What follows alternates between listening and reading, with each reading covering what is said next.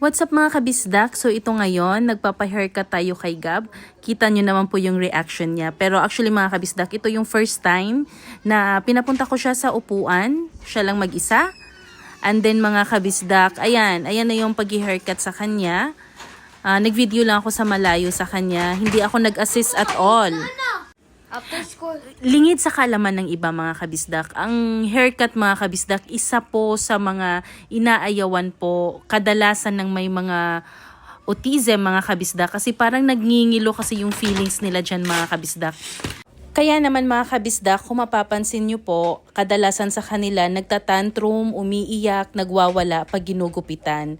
Tapos hindi pa naayos-ayos yung paggupit kasi nga ayaw nila. Pero so far mga kabisdak, natotolerate din nila yan mga kabisdak. Huwag ka lang sumuko. Tuloy-tuloy lang po mga kabisdak at masasanay din po sila. Maraming salamat.